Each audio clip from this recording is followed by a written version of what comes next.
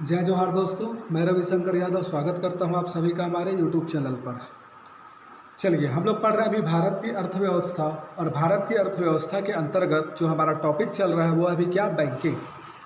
और बैंकिंग के अंतर्गत अभी हम लोग पढ़ रहे हैं इसका conceptual parts in the sense क्या, अवधारणा। और इस अवधारणा के तहत बैंकिंग से रिलेटेड जो विभिन्न कॉन्सेप्ट होते हैं या जो वर्ड होते हैं उसको समझना है अपने को। अब मेजर जो वर्ड है वो मैं यहाँ लिख दिया हूँ, जैसे एनपीए और एनपीए निगमीय ऋण पुनर्गठन, साथ में प्राथमिक ऋण क्षेत्र और लीड बैंक, साथ में क्या, कोर बैंकिंग या आरटीजीएस, निफ्ट और आईएमपीएस, ये क्या होता है।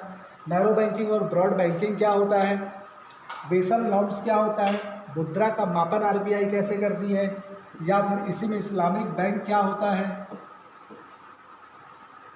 इस्लामिक बैंक है ना, ये भी एक कॉन्सेप्ट है।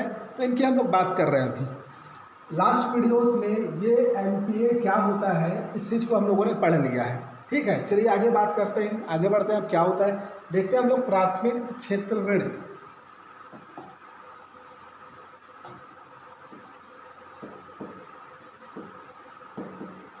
प्राथमिक क्षेत्र ऋण या इसी को बोला जा रहा है प्राइमरी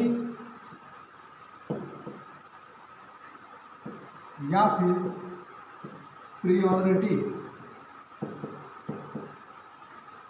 प्रियोरिटी सेक्टर लैंडिंग।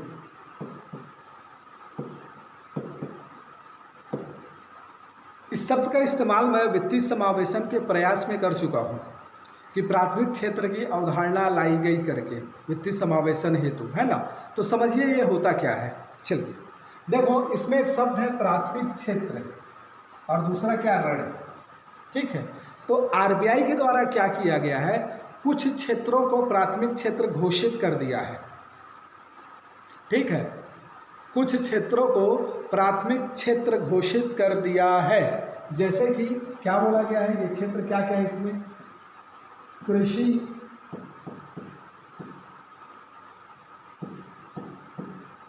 कृषि में यहाँ जा रहा है आपका पशुपालन, वैसे कृषि और पशुपालन। दूसरा बोला गया है कुटीर एवं लघु उद्योग,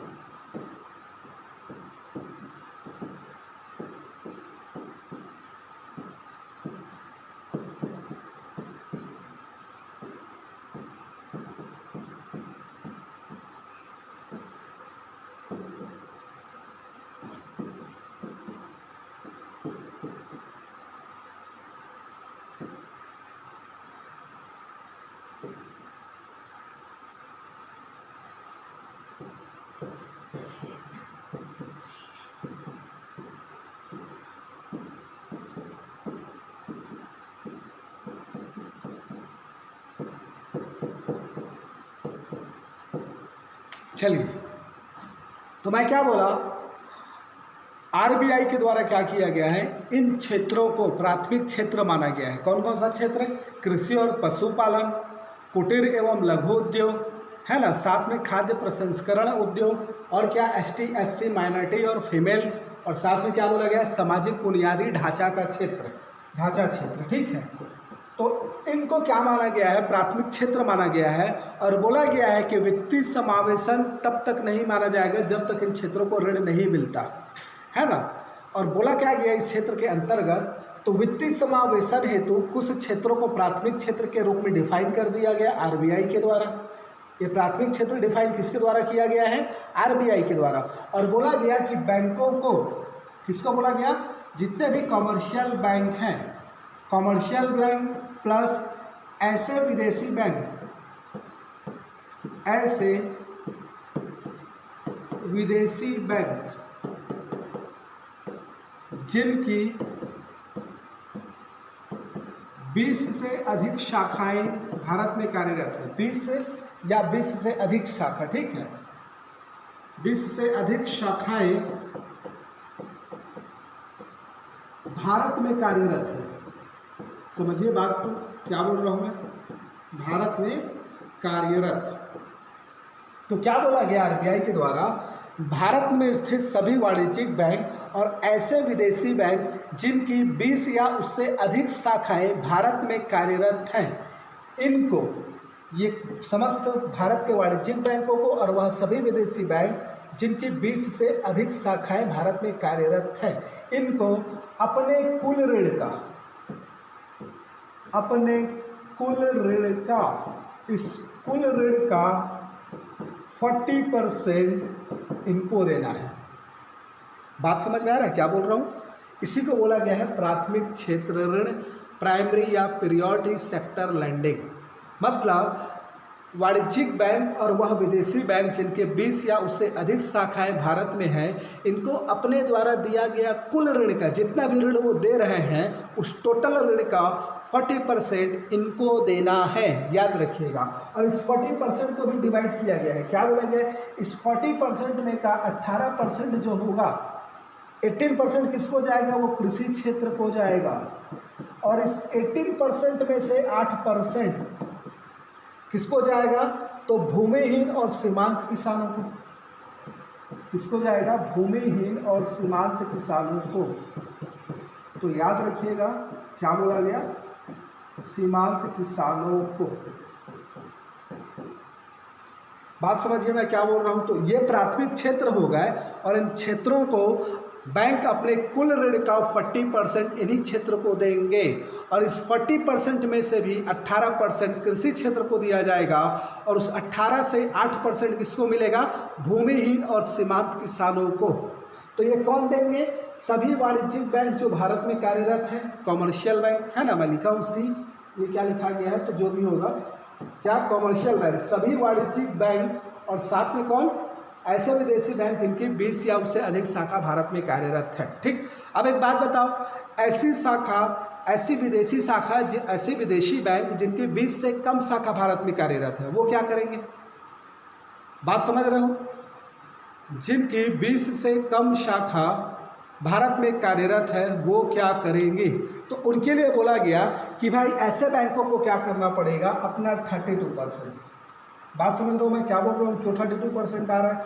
तो भाई यदि 20 और उससे अधिक शाखा है किसी विदेशी बैंक का तो वो तो 40% दे रही है, लेकिन मान लो किसी विदेशी बैंक का भारत में 18 शाखा है, 18 है, 16 है, 5 है, 10 है, तब तो उस कंडीशन में यदि 20 से कम शाखा है तब बोला गया है 32%, याद रखिएगा। ठीक, तो क्या बोला गया, इसको हम कैसे बोल सकते हैं कि देखो, भारतीय अर्थव्यवस्था में अर्थव्यवस्था के विकास के लिए, है ना, या देश के आर्थिक विकास के लिए कुछ क्षेत्रों का विकास को अनिवार्य माना गया है। देश की अर्थव्यवस्था के विकास के लिए या देश के आर्थिक विकास के लिए या आर्थिक रूप से देश के विकास के लिए कुछ क्षेत्रों के विकास को, अर्थव्यवस्था के कुछ क्षेत्रों के विकास को अनिवार्य माना गया है और इन्हीं क्षेत्रों को आरबीआई के द्वारा प्राथमिक क्षेत्र का दर्जा प्रदान किया गया है, जिसके अंतर्गत निम्नलिखित क्षेत्र आते हैं। ठीक, और प्राथमिक क्षेत्र ऋण की अवधारणा के तहत आरबीआई ने यह प्रावधान किया है कि भारत के वाणिज्यिक बैंकों के साथ साथ वह सभी विदेशी बैंक जिनकी भारत में 20 या उससे अधिक शाखाएं कार्यरत हैं, उनको अपने द्वारा दिए गए कुल ऋण का 40% ऋण इन प्राथमिक क्षेत्र को ही प्रदान करना है। इस 40% में से भी 18% ऋण कृषि क्षेत्र को और उस 18 में से 8% किसको दिया जाएगा? भूमिहीन और सीमांत किसानों को। भारत में कार्यरत ऐसे विदेशी बैंक जिनकी 20 से कम शाखाएं हैं भारत में कार्यरत, तो ऐसे बैंकों को अपने कुल ऋण का 32% क्या करना पड़ेगा? प्राथमिक क्षेत्र को प्रदान करना है। अब ये कॉन्सेप्ट अच्छे से काम करे, इसके लिए आरबीआई ने कॉन्सेप्ट लेके आए। क्या बोला गया? प्राथमिक क्षेत्र ऋण प्रमाण पत्र, सर्टिफिकेट लेकर आए। प्राइमरी सेक्टर लैंडिंग सर्टिफिकेट की अवधारणा लेकर आई, पत्र की अवधारणा लेकर आई। अवधारणा लेकर आई। तो मैं क्या बोल रहा हूँ, ये अवधारणा है ना, तो ये जो अवधारणा है इसको क्यों लाया गया, तो बोला गया अवधारणा किसने लाया, आरबीआई ने। कौन सा, तो प्राइमरी सेक्टर लैंडिंग या प्राथमिक क्षेत्र ऋण प्रमाण पत्र का अवधारणा क्यों लाया गया, इसलिए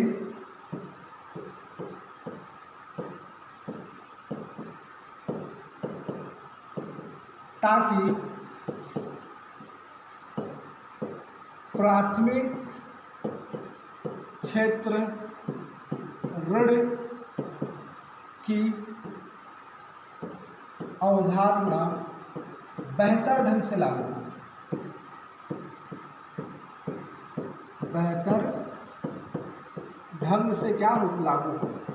मतलब ये जो कॉन्सेप्ट है, मैं बताया आपको, ये जो हमारा कॉन्सेप्ट है, ये कॉन्सेप्ट क्या हो, बेहतर तरीके से लागू हो, बेहतर तरीके से लागू हो। इसलिए मतलब इस क्षेत्र को 40% ऋण मिले, मतलब आसानी से ऋण मिले, ऋण की कमी मत हो। इस कॉन्सेप्ट को अच्छे से लागू करने के लिए आरबीआई के द्वारा प्राथमिक क्षेत्र ऋण जमा प्रमाण पत्र की अवधारणा लाई गई, मीन्स सर्टिफिकेट की अवधारणा लाई गई। अब देखो क्या होता है, जैसे मान लो किसी बैंक का टोटल ऋण है 10 करोड़, ए बैंक का, और कोई बैंक है भी, इसका भी टोटल ऋण जो दिया है वो 10 करोड़ है, ठीक। अब ए बैंक ने क्या किया, इस 10 करोड़ में से 6 करोड़ रुपया क्या कर दिया, प्राइमरी सेक्टर को दे दिया ऋण के रूप में। कितना दे दिया, 6 करोड़ रुपया। और ये जो बी बैंक है, इसने क्या किया, ये ऋण के रूप में दिया अपना क्या, 3 करोड़ रुपया। और एक और बैंक है सी, इसका भी मान लो 10 करोड़ रुपीस है टोटल ऋण, और ये अपना क्या कर दिया, ये भी 3 करोड़ रुपया क्या कर दिया ऋण के रूप में, किसको, प्राइमरी सेक्टर को। अब आरबीआई ने जो नियम बनाया है वो बोला है कि भाई 40% देना है। तो ये अपना कितना दिया, ए बैंक ने, ये अपना दिया कितना, 60%, इसने अपना कितना दिया, 30%, और इसने कितना दिया, 30%।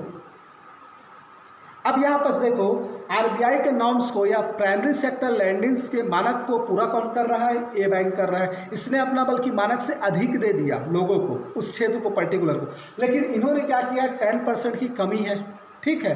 तो यहाँ पर क्या बोला गया, ये जो अधिक दिया है, तो कितना अधिक दिया है, 20%। तो ये 20% का क्या बनाएगा, अपना सर्टिफिकेट बनाएगा, क्या बनाएगा, सर्टिफिकेट। और इस सर्टिफिकेट को बनाकर, इस 20% का सर्टिफिकेट बनाकर 10% का सर्टिफिकेट को इसको बेचेगा और 10% का सर्टिफिकेट को इसको बेचेगा। तो 10% ऐड हो जाएगा, तो इनका भी क्या हो जाएगा, वो क्राइटेरिया फुलफिल हो जाएगा 40% का, ठीक है। तो ये जो सर्टिफिकेट बेचेगा ना, इस सर्टिफिकेट को इनको खरीदना पड़ेगा। अगर ये कम मतलब उस क्राइटेरिया को फुलफिल नहीं कर पाए 40% वाले को, तो उस क्राइटेरिया को फुलफिल करने के लिए जो अधिक का ऋण प्रदान किया गया है, तो वो अधिक का वो क्या बनाएगा, अपना सर्टिफिकेट बनाएगा और उस सर्टिफिकेट को कुछ अमाउंट में इनको बेचेगा। तो इससे क्या हो जाएगा, इनका क्राइटेरिया फुलफिल हो जाएगा और जो ज़्यादा प्रदान किया है उसको फ़ायदा होगा, उसको क्या होगा, फ़ायदा होगा। क्यों, क्योंकि सर्टिफिकेट का अमाउंट उसको मिलेगा। तो ये क्या होगा, दोबारा फिर से देने का कोशिश करेगा, इस क्षेत्र को फिर से ज़्यादा ऋण देने की कोशिश करेगा, है ना। मतलब ये नहीं देखेगा कि भाई मेरे को तो 40% ही प्रदान करना है, तो 40% हो गया तो अब मैं ज़्यादा नहीं करूँगा, वो ज़्यादा करेगा। क्यों करेगा, क्योंकि ज़्यादा का मैं क्या बनाऊँगा, सर्टिफिकेट बनाऊँगा और उसको जो फुलफिल नहीं कर पाए हैं उनको बेचूँगा करके। समझ में आ गया। तो अवधारणा बेहतर तरीके से लागू हो, इसलिए प्राथमिक क्षेत्र ऋण प्रमाण पत्र की अवधारणा लेकर आई है। इसके तहत क्या होता है, तो जिस बैंक ने क्या किया है, अधिक ऋण प्रदान किया गया है प्राथमिक क्षेत्र को, तो वो क्या करता है, अधिक का प्रमाण पत्र बनाता है। और ऐसे बैंक जिन्होंने 40% से कम ऋण प्रदान किया गया है, उन बैंकों को क्या करता है, अधिक का प्रमाण पत्र बनाकर बेचा जाता है।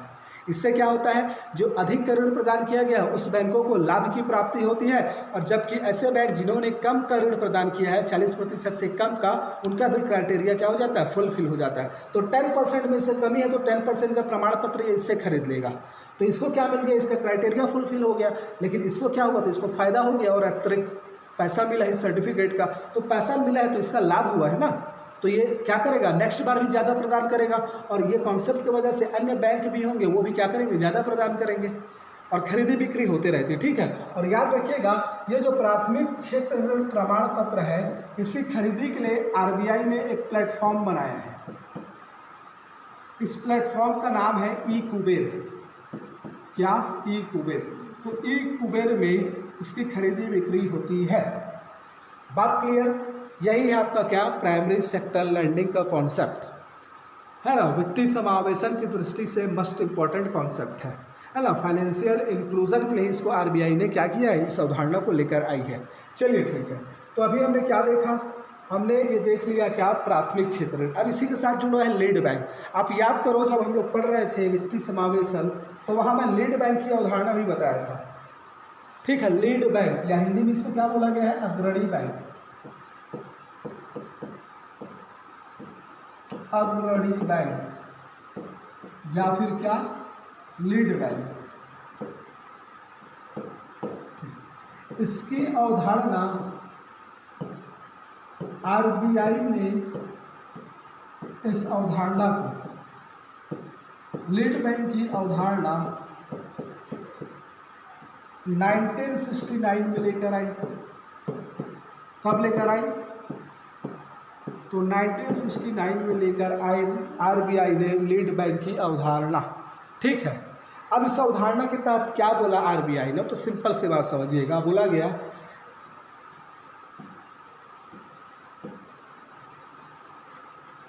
जिस जिले में, क्या बोला, जिस जिले में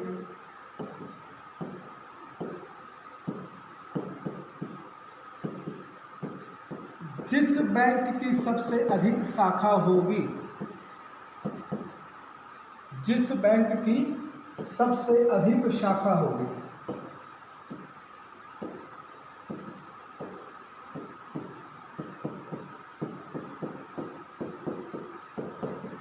बात समझ लो, जिस जिले में जिस बैंक की सबसे, मतलब बहुत सारे जिले हैं, है ना, हर 50-100 किलोमीटर पे जिला आ जा रहा है, तो बोला गया पर्टिकुलर हर जिले को देखो, और हर जिले में क्या है, बहुत सारे बैंक की शाखाएं कार्यरत है।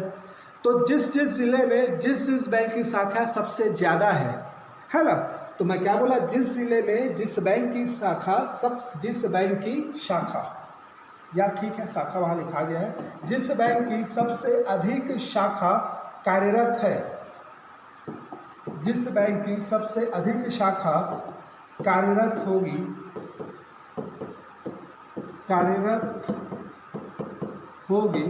उस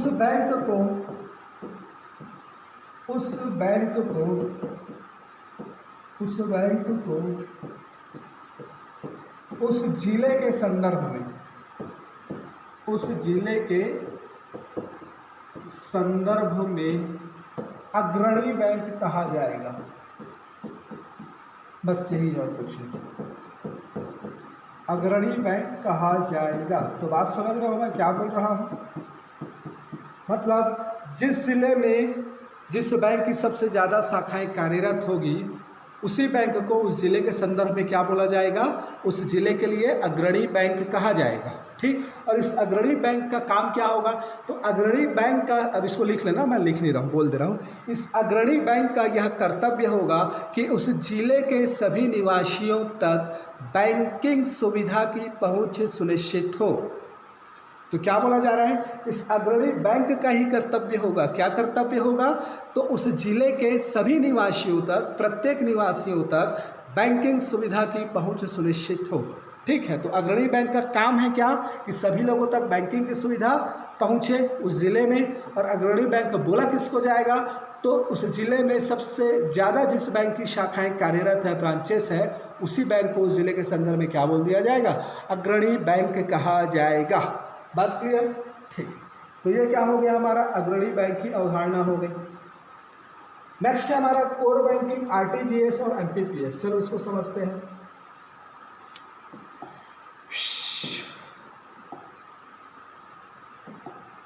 चलो, एक है आपका कोर बैंकिंग,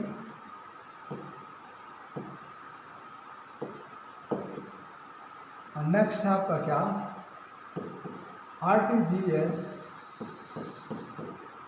निफ्ट और आईएमपीएस। पहले ना ये एक समूह है अपने आप में, ये एक चीज़ है और ये एक चीज़ है। इन दोनों का पहले मतलब समझ लो, मेजर क्या डिफरेंस है दोनों में, है ना, फिर एक एक करके देखेंगे। देखो कोर बैंकिंग क्या होता है, जब एक ही बैंक के अलग अलग शाखाओं के मध्य पैसे का लेन देन होता है।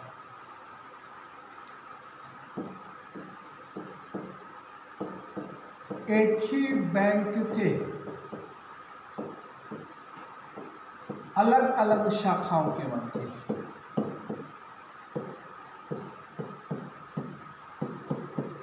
अलग अलग शाखा के मध्य, मतलब इस कोर बैंकिंग के तहत क्या किया जाता है, तो किसी एक बैंक के समस्त शाखाओं को इंटरनेट के माध्यम से, टेक्नोलॉजी के माध्यम से आपस में जोड़ दिया जाता है। किसी एक बैंक के समस्त शाखाओं को, मीन्स क्या, एसबीआई अगर एक बैंक है तो भारत में स्थित उसकी समस्त शाखाओं को, ब्रांचेस को आपस में जोड़ दिया जाता है। ठीक है। अब एसबीआई का कोई बंदा क्या करेगा, दिल्ली में उसका अकाउंट है और वो दिल्ली से क्या करना चाहता है, अपने किसी फ्रेंड को मैसूर में पैसा भेजना चाहता है।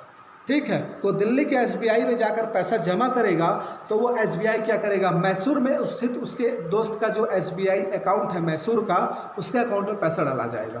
तो ये जो काम होता है वो क्या होता है, कोर बैंकिंग के तहत। तो कोर बैंकिंग में फिर से मैं बोल रहा हूँ क्या होता है, कोर बैंकिंग में किसी एक बैंक के समस्त शाखाओं को तकनीकी माध्यम से या टेक्नोलॉजी के माध्यम से आपस में जोड़ दिया जाता है। ठीक है, जिसके पश्चात किसी देश के, मतलब किसी भी क्षेत्र में स्थित दो शाखाओं के मध्य आपस में क्या होता है, पैसों का लेन देन संपन्न होता है। ठीक, तो मैं क्या बोल रहा हूँ, इसी को एक ही बैंक के अलग अलग शाखाओं के मध्य क्या होता है, पैसे का लेन देन होता है। पैसे का क्या होता है, लेन देन होता है, लेन देन होता है। तो किसके तहत होता है, कोर बैंकिंग के तहत। ठीक है, और कोर बैंकिंग में हो क्या रहा है, तो इंटरनेट से, टेक्नोलॉजी से सभी शाखाओं को आपस में जोड़ दिया जाता है किसी एक बैंक का। ठीक, तो क्या कोर बैंकिंग एक ही बैंक के दो शाखाओं के मध्य पैसे का लेन देन है ना, एक ही बैंक के अलग अलग शाखाओं या दो शाखाओं के मध्य, ठीक है, या सभी शाखाओं के मध्य पैसे का लेन देन जो हो रहा है वो किससे हो रहा है, कोर बैंकिंग से। अब यहाँ पर क्या आ जाएगा,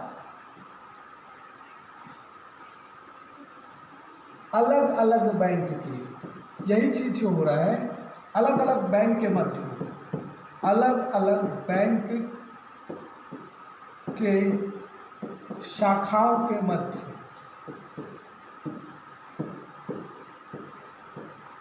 पैसों का लेन देन हो।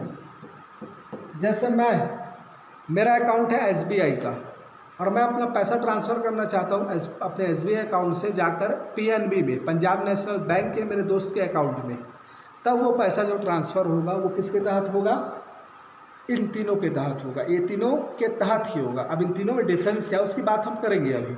तो याद रखिएगा, जब अलग अलग बैंक के शाखाओं के मध्य पैसों का लेन देन होता है तो उसके लिए आरटीजीएस, निफ्ट और आईएमपीएस है। जबकि एक ही बैंक के अलग अलग शाखाओं के मध्य पैसे का लेन देन होता है तो वो कोर बैंकिंग के तहत होता है। आई होप आप लोग समझ गए होंगे।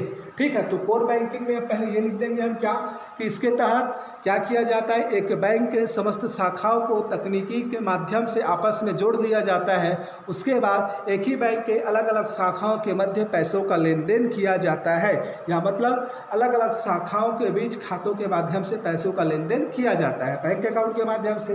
दूसरी तरफ आरटीजीएस में क्या बोल रहा है, अलग अलग खातों के मध्य पैसे का लेन देन किया जाता है। ठीक है, अलग अलग बैंक के अलग अलग खातों के मध्य।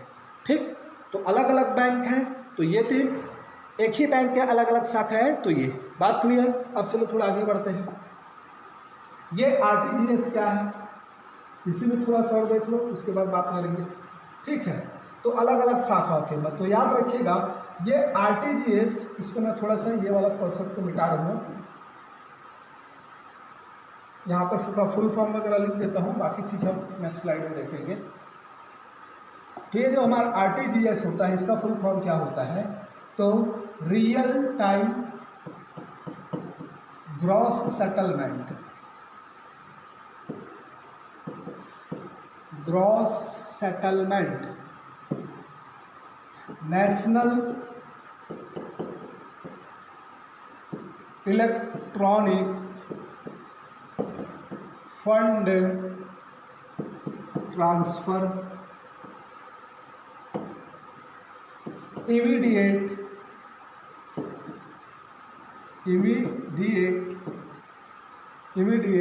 Payment system.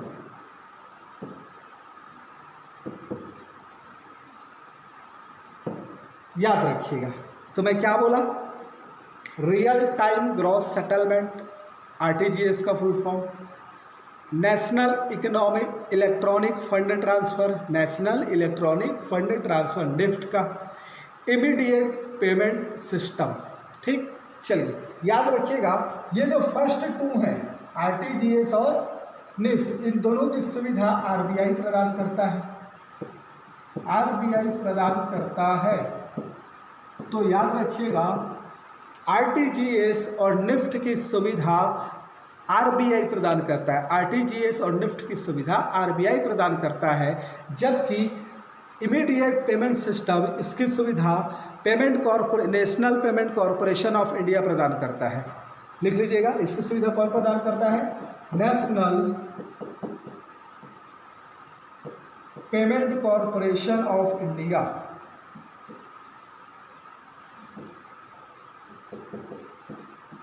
Corporation of India. तो याद रखिएगा फर्स्ट टू को सुविधा आरबीआई, जबकि इसकी सुविधा कौन? National payment corporation of India. चलिए अब इसकी बात करते हैं थोड़ा सा अलग अलग। आरटीजीएस, निफ्ट और क्या?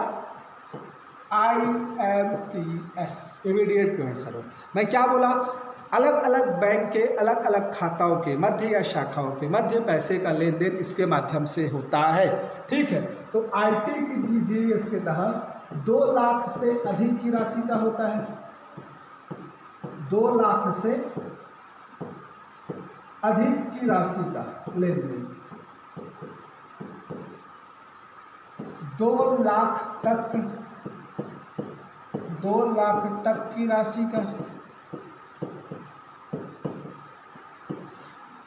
और 50,000 तक की राशि का,